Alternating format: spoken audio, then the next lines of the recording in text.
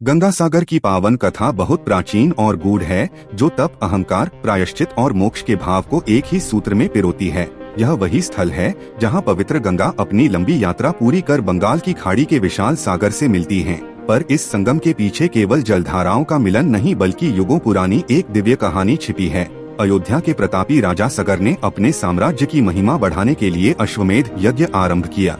यज्ञ का अश्व जैसे ही पृथ्वी पर विचरण करने लगा, देवराज इंद्र ने ईर्ष्या और भयवश उसे चुरा लिया और कपिल मुनि के आश्रम के समीप बांध दिया। राजा सगर के 60,000 पुत्र उस अश्व की खोज में निकल पड़े। खोज करते करते उन्होंने धरती को खोद डाला और अंततः वे उस शांत वन प्रदेश में पहुँचे जहाँ कपिल मुनि गहन ध्यान में लीन थे। पर राजपुत्रों का अहंकार उनके विवेक पर भारी पड़ गया और उन्होंने बिना सत्य जाने मुनि को ही चोर समझ लिया। अपमान और क्रोध से भरे उनके शब्दों ने ध्यानमग्न कपिल मुनि की तपस्या भंग कर दी।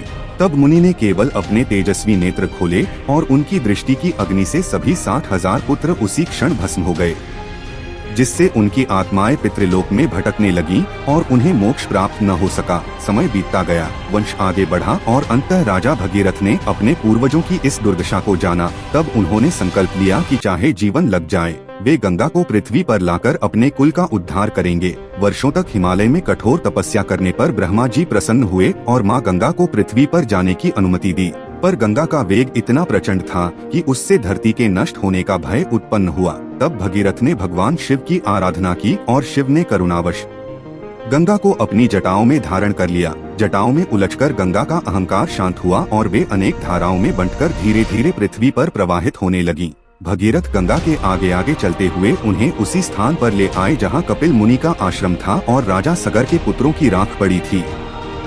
जैसे ही गंगा जल ने उस भस्म को स्पर्श किया, 60,000 आत्माओं को मोक्ष प्राप्त हुआ और आकाश में देवताओं ने पुष्प वर्षा की। तभी से यह स्थान गंगा सागर कहलाया और युगों युगों से यहाँ स्नान, दान और पिंडदान का विशेष महत्व माना जाने लगा। शास्त्रों में कहा गया कि 1000 गंगा स्नानों का फल एक गंगा सागर स्नान के बराबर होता है।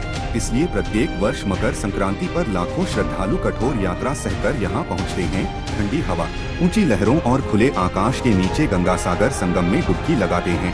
कपिल मुनि के मंदिर में दीप जलाते हैं और अपने पूर्वजों की आत्मा की शांति के लिए प्रार्थना करते हैं, क्योंकि गंगा सागर केवल एक तीर्थ नहीं बल्कि यह स्मरण कराता है कि अहंकार विनाश का कारण और तप व भक्ति मोक्ष का द्वार है।